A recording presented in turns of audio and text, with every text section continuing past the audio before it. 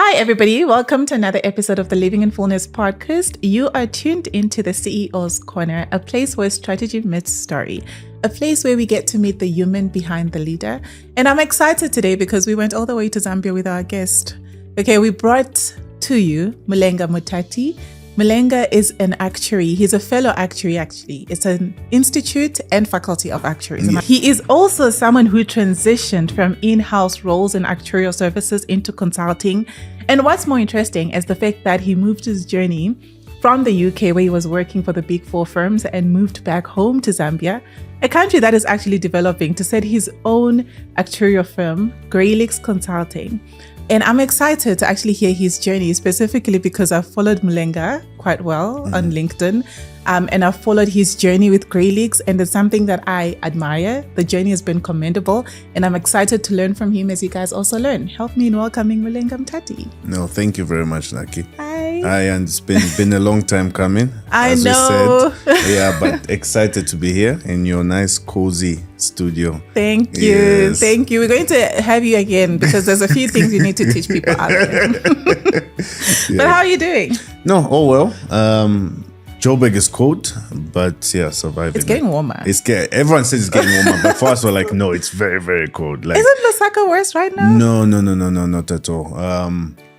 Like here, I actually, like you saw the coat I came with. Yeah, I actually have to remove that when I'm coming here. In Lusaka, I haven't had to wear it the whole time.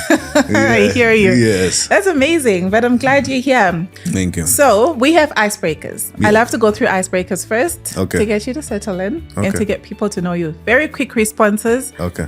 Some of them are just fun, some is just to get to know you. The first one, if you weren't an actuary or in consulting, what would you be doing? I'd say Formula One driver. Me too. Welcome to Living in Fullness with Naki. This is CEO's Corner, where strategy meets story, and we meet the human behind the title. I am your host, Naki Hlomayi Muteto. Real leaders, real stories, real impact. Really? Yeah. Have you always wanted to be an actuary though?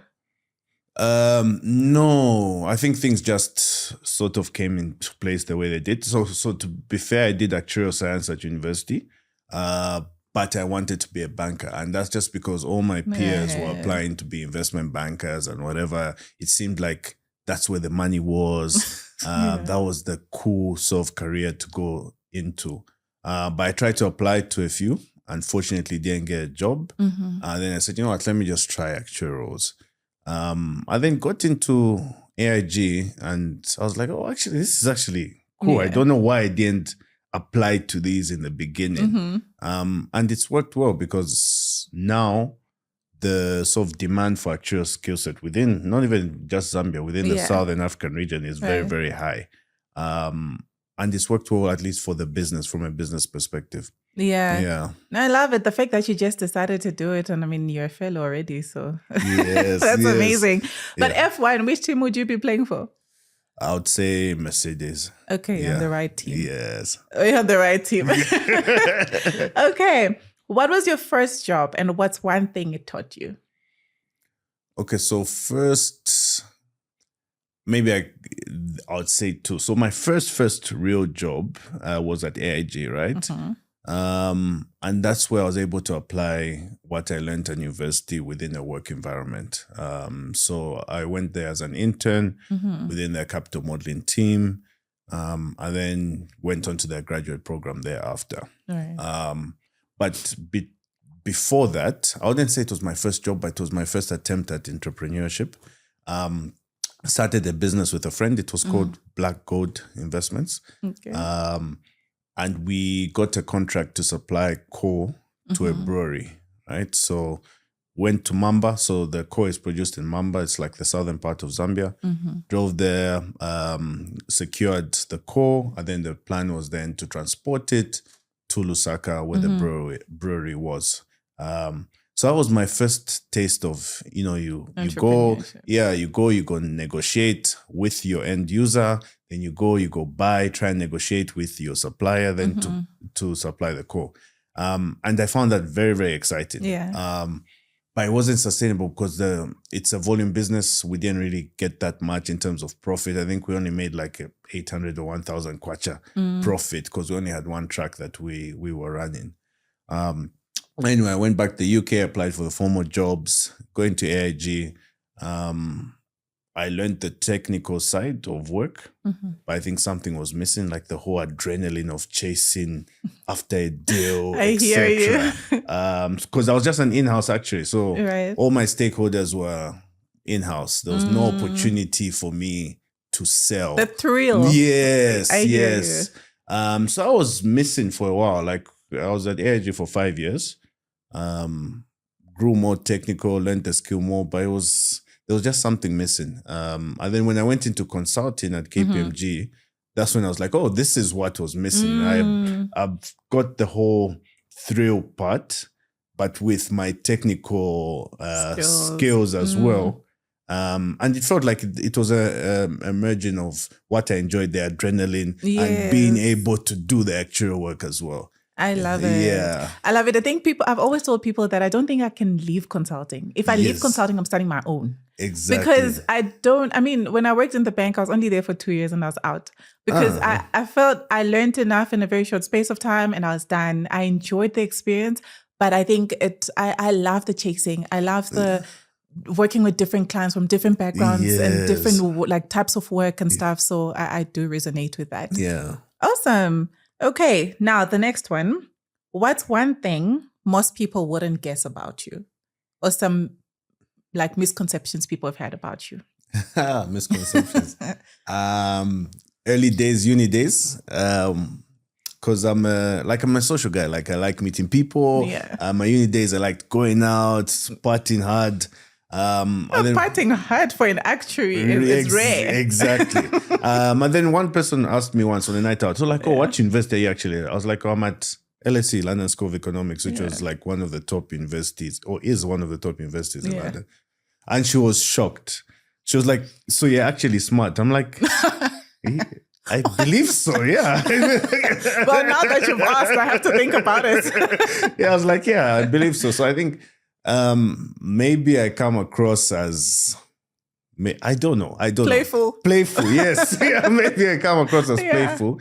And so someone meeting me for the first time, and I've had that a lot, where someone says you don't suit the whole actuarial persona. Right. Yeah, they're like, oh, you should have been like a broker or like a sales guy. That's where you're supposed to be. Yeah, that's where I'm supposed to be. I'm not supposed to be an actuary. So maybe that's so the thing they don't know about me, probably, who don't really know, is that I'm quite smart as well. Well, I mean, we know. Yeah. Okay, that's an interesting one. Yeah. What's 3 values that anchor how you lead and live? I would say, and they're ingrained within the business. So our values at Gralix is actually Gralix. So centered on grit, resilience, agility, leadership, integrity, and then X factor. So that's special thing. And I think that speaks to the fact that I'm playful. I'm a playful actuary. Right. I think that's what that X factor is. But for me, I think resilience is a big one. We talked about the actuarial journey, doing the examinations, and even beyond that. When we started Gralix, it took about 9 months before we actually landed our first client. So I was 3 months short of giving up and going back to the UK and applying for a job. Because I said I'll give myself 12 months at the most. When I reached month 9, I was like, oh, come on, like it's not working. Like but why isn't it working? So I just kept on believing, and eventually it started coming through. So I say values are resilience is a big one for me. X factor, as well as leadership, and I also add integrity, because when you do the actual exams, that's a core part of being an actuary, the integrity element.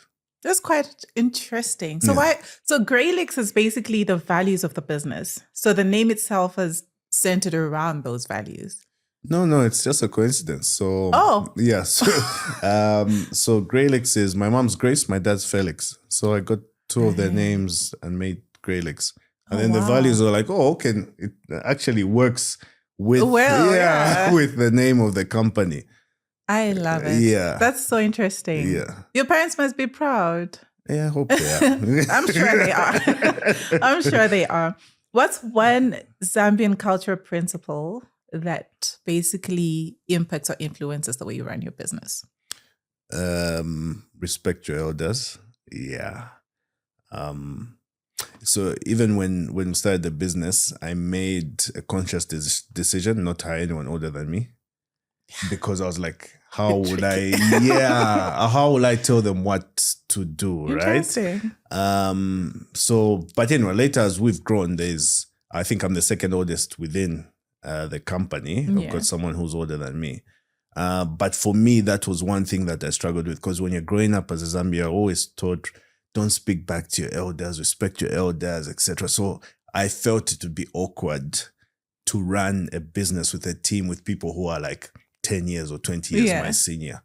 But then now that I've grown in myself in leadership, I think now I'm probably comfortable to manage someone who's older than me. Yeah. Right. Yes. I mean, these days it's a bit tricky, right? Yeah. Because younger people are innovative. They're starting things, and in most cases, you will find someone older than you, like reporting to you. Yes. And I think the dynamics are a bit tricky.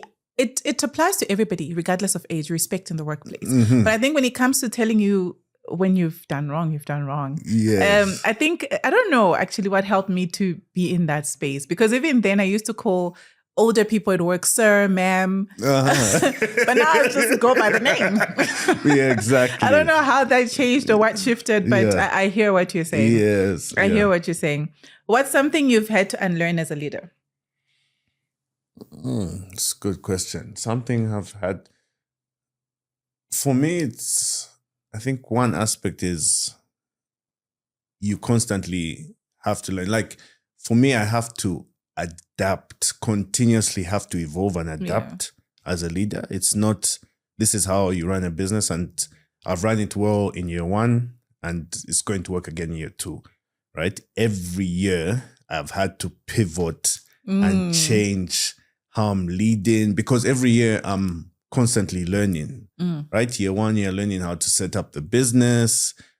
Year two, you're learning how to deliver for the clients that you've actually got on. And then you're learning how to build a team around the clients that you've gotten into your business. And then after that, you're learning how to retain that team that you've got on, and also then retain your clients thereafter. So for me, I thought like, once you start a business, it works well in the first year, and that's the way it is. I've constantly had to pivot. I love that. And I love what you just said now, that it's also not just about acquiring new clients, it's also about retaining the current clients. And I think a lot of startups make a mistake there, where the focus is so much on, I just need to get new clients, and you don't know or track if you're doing well for the clients that you already have. Exactly. So I like that. Exactly. I told you guys we're in for a treat today. Who do you look up to? Because you have a lot of people that are looking up to you already. Oh, okay. So who do you look up to?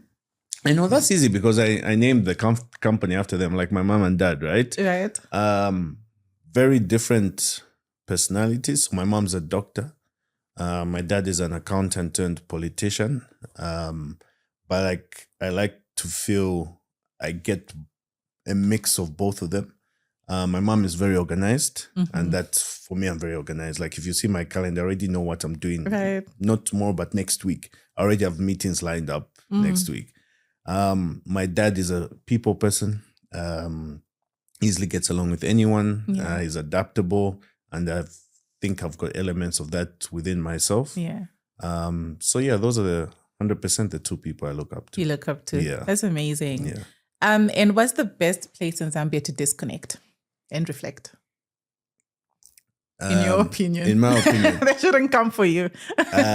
So two places. Number one, just because my wife and I go there, like when we were dating, we used to go there quite often. Lower Zambezi, right by the river, wildlife, chalet life. It's quiet, no signal, so no one can reach you.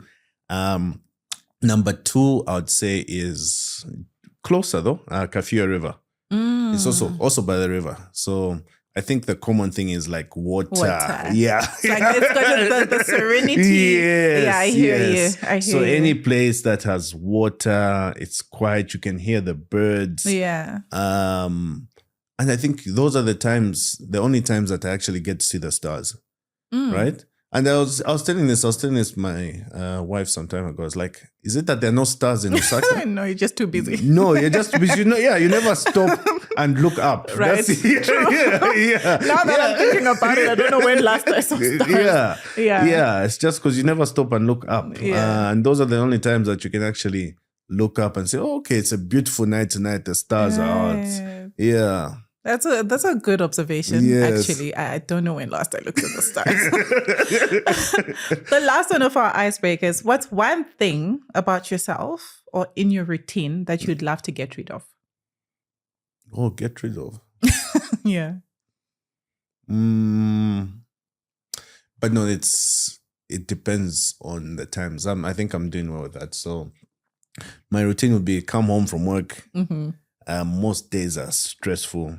First thing I'd go straight to the drinks cabinet. Have a drink. Let's just have one. Let's just have one. Let me have one to calm my nerves. And then, but then now we're doing different things. Like, so I'll get home and then my wife would be like, okay, let's go walking or let's go to the gym. Yeah, a bit more of a healthy, something a bit relaxing.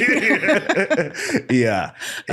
So that's one of my routines that I'm really trying to get rid of. Yeah. No, I think it's a common one for most people. Yes. With being an entrepreneur, I don't think it's easy. So sometimes you need a little buzz. Okay. So you've done well on the icebreakers. Oh, thank you. So we're going to get into the gist of it, just a conversation. Tell us a bit about your childhood. Like, what is it that has shaped the successful CEO that we're seeing now? What are some of the things that you live by? Tell us what you do for people that don't know you. Just a background about yourself. Okay, cool. So maybe I'll start with what I do, I run now it's a group of companies, so Gralix Actuarial Consulting and then Technologies. So the Technologies is basically a spin-off from the Actuarial Consulting. So we build tools for our insurance, banking, and pensions clients. My history, so primary school, went to Nkwazi. I wasn't really, I won't say I wasn't really a bright kid, but I probably was, but I was a lazy kid. You weren't taking school seriously. Yeah. So I used to like playing a lot. Yeah. So in my early childhood, like exams would come, I'd pretend as if I'm studying, but I'm not actually studying. And I was comfortable, so I'd be 7th in class. Sometimes, as long as I was in the top 20, 17, I was still comfortable. I was like, I'm in the top 20, I'm okay. And then in, I think year 5? Yeah, year 5, my little sister was born. So there's a 10 years age gap between me and my little sister. And then I don't know why, like something in me was just like, mate, you're like, she's your responsibility. And I don't know why I was thinking like that at that particular point. If anything would happen to your parents, you have to take care of her.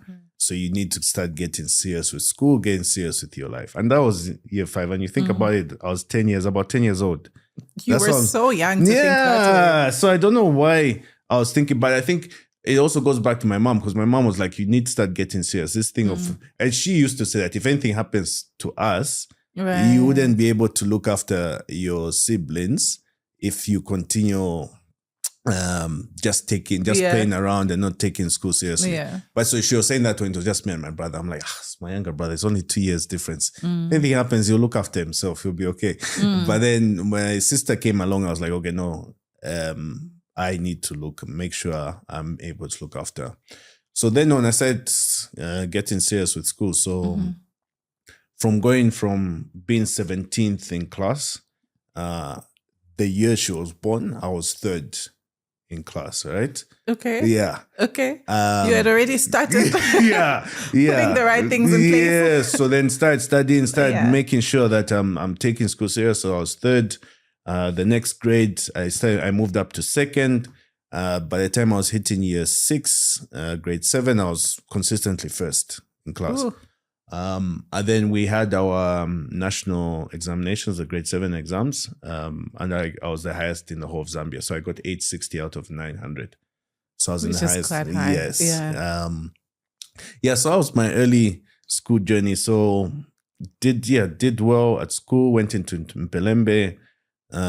So at that point, I would say I was very book smart, but not socially.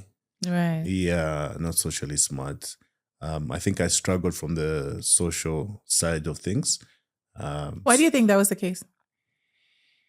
I'm naturally shy.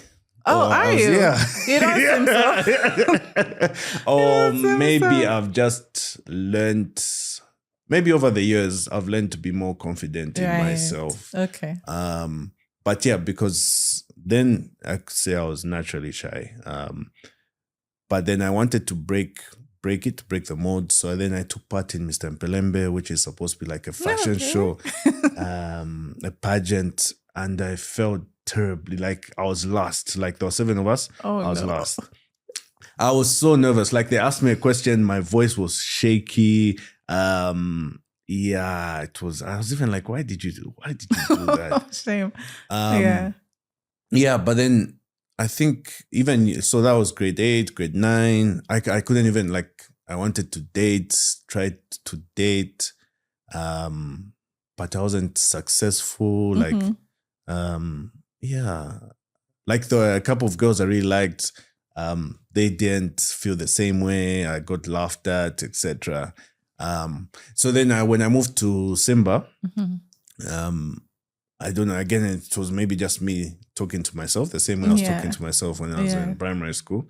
I told myself, well, this is a new start. You're smart.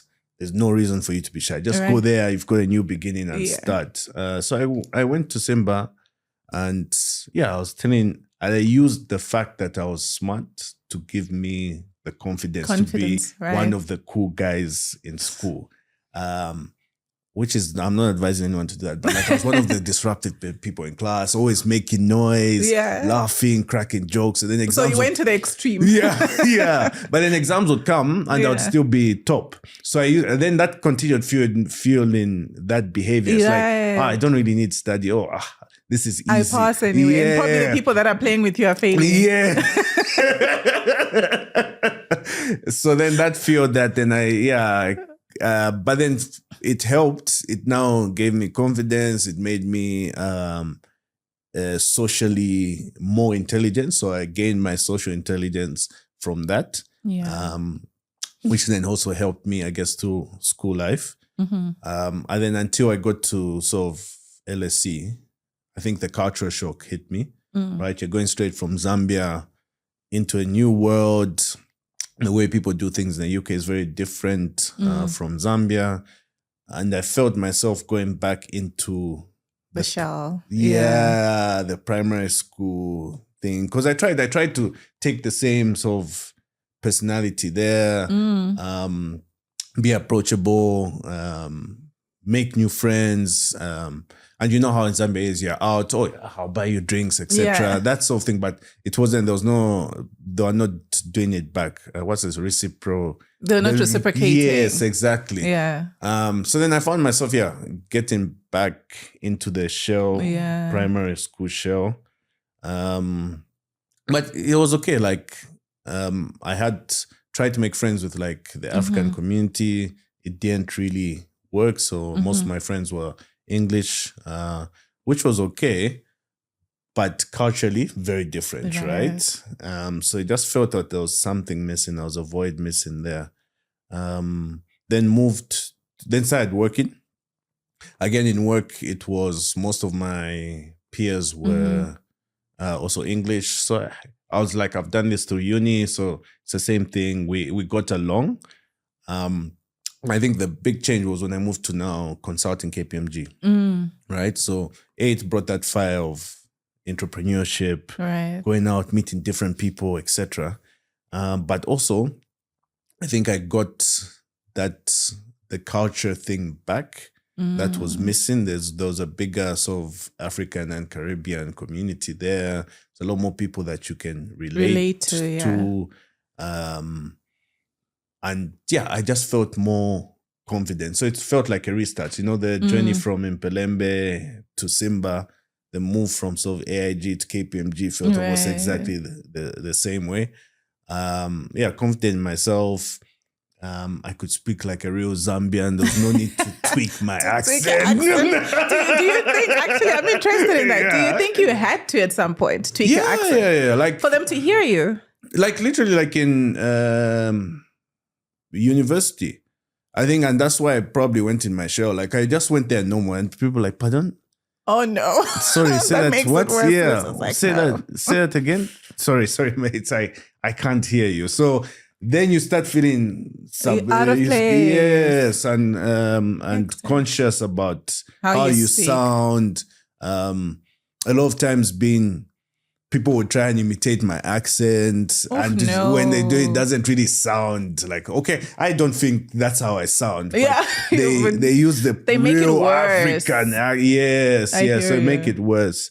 So I found myself having to change and tweak my accent just to fit in, to be honest. Yeah. But then KPMG was just, you were yourself. I'm home. Yeah, I'm myself. And we take it for granted, but that also helps with performance. Like, I felt myself. I enjoyed going into work. I felt an adrenaline every time I was at work. And that's why I said to myself, okay.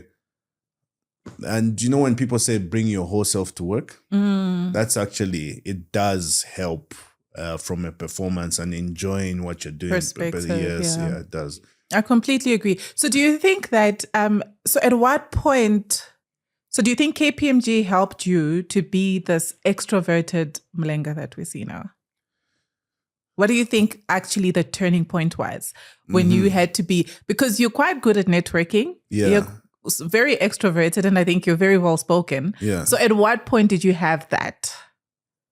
Okay, so I think I was still extroverted, like say uni time. I said, I enjoyed going out, etc. But it was just extroverted to have fun and talk nonsense. There was nothing really coming out of that, right? But I think KPMG allowed me to use that in a business context. Right. So I was able to use my natural ability to then help with my career. With these other, like AIG, I didn't need to, right? I wasn't in sales. I was back office. I wasn't going to start being an underwriter, to start selling insurance policies, etc. But KPMG, it was like using that skill to sell yourself, to sell your services as KPMG. So I think that's why it made more sense at KPMG than say at AIG. Yeah, so it was like more routine work then. Yes. Right, yes. Makes sense. Yeah, so I didn't need to learn how to do like the whole, business, not even business, like client interaction, learning how to work a room, etc. Because I naturally had that, but I didn't need to use it before. It makes sense. Yes. But then, one thing about your journey that interests me a lot is you had a great career going on in the UK. And I mean, now it's even better. But before you moved to Zambia, you didn't know that Gralix is going to turn out the way it's turned out now. What informed that move from a well-developed economy where you have global opportunities to actually go back to Zambia where the country is still developing? People don't really know what actuaries do. Yeah. They don't know the value of actuaries actually. So even from a pricing perspective, it's very difficult. What informed that move and what were some of the challenges? So for me, so I always knew I wanted to come back home. Even when I went to university, I told myself I'll work for 5 years, then go back. But then 5 years passed, 10 years passed, etc. You got comfortable, got into your routine, etc. But I think for me, COVID is what made me actually think of, maybe it's time to make the jump now. So during COVID, I had the opportunity to work from Zambia, but I was still working for the firm in the UK. And then during that time, I was just like networking hard, finding out who are the actuarial firms within the market. Found out there are no local firms. The services were all coming out of South Africa or Kenya, or some cases from the UK into Zambia. So I networked hard and I said, you know what, let me give it a try. Right? I always told myself there's something I wanted to do. I enjoyed being back at home during that period. Okay, not really enjoyed it. It was COVID, but it felt good to be back at home. Every time I used to fly back the UK, like on the runway, I'd feel like an emptiness leaving. Really? There's something leaving me. And every time I'm coming back to Zambia, You an feel alive. excitement. Yes. And I was like, it's really good. It's good to be home and like doing business within Zambia. So that's what made me just make the jump. Yeah. And what does networking look like for you? Because, I mean, people struggle a lot with networking and they don't know, do I just greet somebody, ask for their number? Do I ask for their email address? What does it actually look like as a CEO who's trying to get business for his company? So for me, it's, like I don't go there like actively selling on the first touch point. It's a lot of like, particularly at conferences. So say you go to a conference, you've got 3 days, up to 3 days with whoever you want to interact with. So first touch point would just be about them showing my true self and showing that I'm just a normal human. Like I'm just the same as them, right? Yeah. And so it would just be about me telling about my story of, setting up the firm. So not really hard selling, but just talking about giving a brief, like how I came about being in Zambia. Sometimes talk through the challenges that I've had, but it's not necessarily like one sell. And sometimes it's even just random stuff, talking about golf or talking about traveling. So they are just working on creating rapport, rapport and trying to create a relationship. And because I travel a lot, so 9 times out of 10, someone would talk about a country that I've been to, or they'll be traveling to a country that I've been to. Is traveling part of the strategy, or it's just something you enjoy doing? No, so when I was in the UK, it's something I really enjoyed doing. Yeah. But now it's part of our strategy as Gralix. We are looking to grow regionally. So hence why I'm on the road quite a bit. But before, it's just something I enjoyed doing. Like I would travel almost every other month when I was in the UK. Yeah. So that's the first touch point isn't a sales touch point. It's just an intro. And then thereafter, once you've created that rapport, it's easy to say, oh, what are you doing after the conference? Oh, let's go grab a drink. And still continuing sort of the rapport. And then within there, you are I'm more of a listener than a talker. Right. So you'll be listening to any issues they have, the pain points, etc.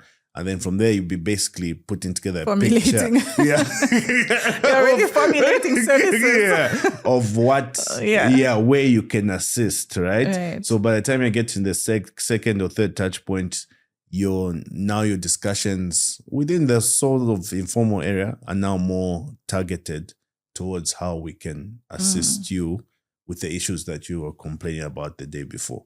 Right. Yeah. I like that. And I think the idea is the fact that you are speaking on it from a personal perspective first, right? Yes. Because you're trying to build a relationship. You're not just trying to appear as a sales guy. Yes. Because I think a lot of clients do not like it when people just come there and all they just want to do is, this is what we do. This is what my company does. These are the services we can help you with. And at that point, you don't even know what they need. And maybe some of the services you're speaking about, they're actually not interested in them. So I love what you're saying there. But now, when I'm looking at Zambia as a developing country, aren't you the first actuarial firm in Zambia? You are, right? Yes, yeah. Yeah. And did you face resistance? Where would you say some of the challenges still lie when it comes to the consulting industry, especially from an actuarial perspective? So I wouldn't say I faced resistance per se. But like I said, it took us like 9 months to land our first client. So probably people were not sure in the beginning. until like they're still a client today, gave us a chance and said, okay, you know what, do this small bit of work. Let's see what you can produce. And I think the quality that we were able to produce thereafter showed them that, okay, this guy actually means what he's saying. And then thereafter, another client came on board, and then thereafter, the rest came through. But I think what we found is, because some of the foreign firms are basically ingrained within some institutions, it's been very difficult for them to appreciate a local service. Even when we put together some of our pricing, they'll be like, you guys, just a Zambian firm, why are you charging the same amount as X in SA? You as a Zambian firm, you should be charging lower. So even when we even got to pitch, it's good you've come. We've always wanted a Zambian firm, and I'm sure even the pricing will be much better. Oh no. It's already the perception. Yeah, it's already the perception. Yeah. So the perception is that if I'm buying local, it has to be cheaper than international. But then why does it have to be cheaper if you're providing something of the same, even a better quality than what they're paying for something international? So that mindset is still there. So even as we still have discussions and conversations with some clients in the market, there's a perception that has started that, we are expensive. But no, we're not expensive. We just provide quality service, and in a lot of cases, higher quality than what potentially our international competitors are able to provide the clients. Agreed. Yeah. And I think that's definitely a bit tricky, right? Because first of all, people probably don't understand what exactly you do, right, as actuaries. Yeah. But also the problem is people want cheap, but yet still want good quality. Yes. Which is quite a sad reality, that people are able to pay for international companies, same amount. Then when it comes to a local company, expect that, okay, now it's going to be lower. But no, there's no additional cost the international companies incurring that makes them charge higher. It's not like they're importing the service. You know what I'm saying? Exactly. So people have to understand that it's the quality of service, and people have to be able to support local businesses. So I can't imagine how tough that is. Yeah. I think it's the same in South Africa as well. But now, what would you say in terms of, because if I'm looking at Gralix, I don't know where you're seeing it at the moment, but I'm seeing it as if it's growing at a very fast pace. You probably want it to even be at a faster pace, but that's how it's looking like on the outside. Yeah. And I'm wondering, how are you in a position where, one, you're able to delegate to your people and still trust that the vision is going to be fine. And then how also are you building a business that's able to exist without you, where you don't always have to be physically present, or people don't have to, that exists behind, like outside Mulenga Mutati, basically. How are you building a business that's that way? Okay, so we, at least over the last year, we made a deliberate decision to invest in talent. So the team grew. Like we had like maybe 5 new hires, sort of senior experienced hire within the business. And I think that was also just a sign to the market, because we're getting on clients, but the market for some reason felt we may not have had the capacity to deliver. So we said, you know what, let's invest in talent. So we've got like a layer below me. So before I used to work with like the senior analysts and junior analysts. There was a middle point that was missing, like managers and senior analysts was missing. So we invested in filling that gap. A lot of them have maybe 3, 4, 5 years, in excess of 5 years experience. Great. So they've been able to come through, hit the ground running.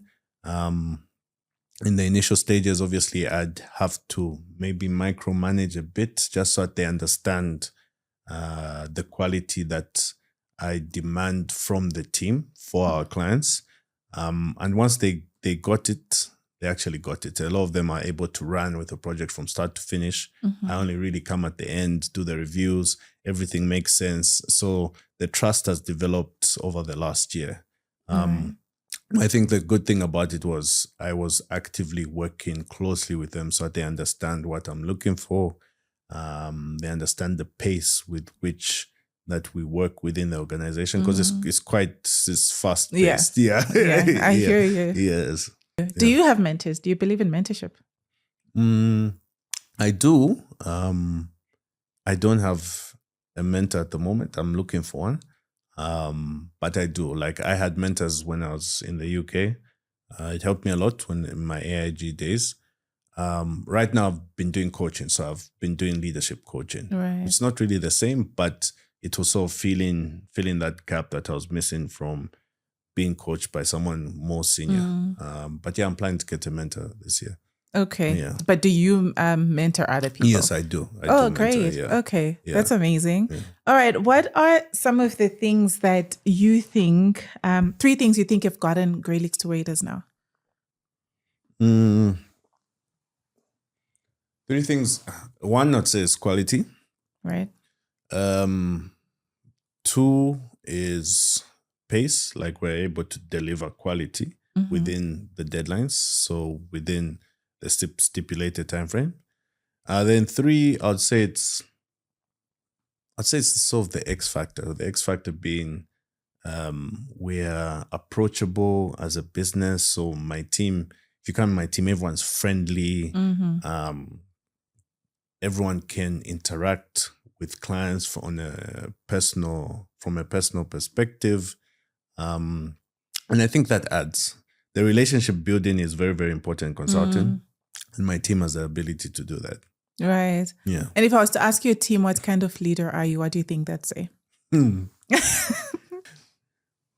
I think I'll get a mix. So we did sales, I think, and emotional intelligence training. And I think, was it the Johari window or something that we had to do?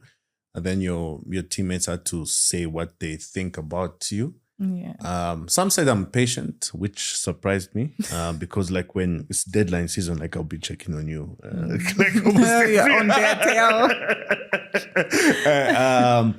But yeah, so some say I'm patient, but a lot say friendly. I'm not like the sort of leader that is condescending. That's I listen, I take on the views of the team. It's not that it's a dictatorship and this has to happen this way. I take on the views, listen, absorb, distill, then make a decision. And I don't shout at my team. Right. So I'm not a shouter. Okay. But when I'm disappointed, it will be clear that I'm disappointed. And I think with that, the team, I think that sense of communication works better with the team. And one thing I'm realizing is also about learning and unlearning. Because most of the team is younger than me, the way I sort of learned when I was going through my career is different from the junior people. I think the junior people or the younger people want a bit more. It's not as a harsh. Like if you shout at them, you won't get the results. A little bit more leniency. Yes. If you shout at them, they'll feel some type of way. They'll be emotional, etc. So you have to take them on the journey. A bit more from a softer perspective. Yeah. So I'm a friendly boss. Okay, that's nice. Yeah. But you're still able to draw the line. Yes. And put things in place. Exactly. Right. Okay. How do you cope with failure? It's difficult sometimes. But so my wife and I have established a thing where it said, okay, if something doesn't go your way, we have one day to dwell, one day to say, oh, I wish I did this, I should have. And then day 2, get back on the horse and start pushing forward. Keep moving. Yeah, and keep moving, right? It's happened. There's nothing we can do. Right. So, and the way it's described as, don't just become tunnel vision. This has happened. You forget about all the good things that are happening and focus on that one bad thing to the detriment of everything other good. So, for example, I wanted a new assignment from a client. I'm focused. I'm beating myself up instead of maintaining relationships with the existing clients I have and continuing to grow those relationships. So that we're strict about that. One day, day two, get back on it.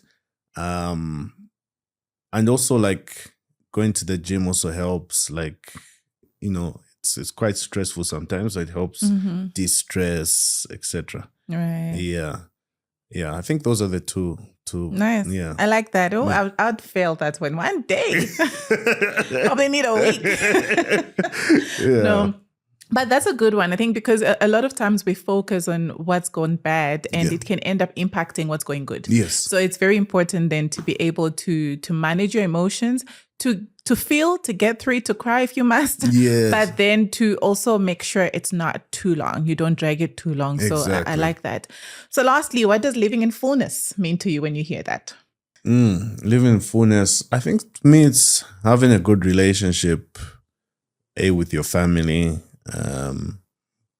business going well, going as you expected, good relationship with God as well.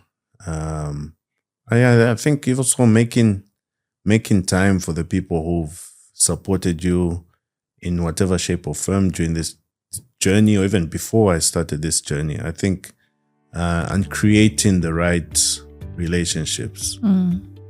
And being there for the people that have been there for you. I think that's, it's as you grow older, and I say this a lot to like the junior people in the team, you find that even your friendship circle decreases, right? Before, in your 20s, you'd have 20 different people that you could hang out with, right? 20 different people you'd invite to your home, or we're having drinks, just come through. But now as you grow older, your circle shrinks, and I would say it's a good thing, because then you are able to filter out those people who were potentially not adding value to your life, and potentially the people who are around you for not the right reasons, right? They sort of filter away. And as you grow older, you figure out, this is my core support system. Right. And I think living in fullness is ensuring that you're supporting them as much as they're supporting you as well.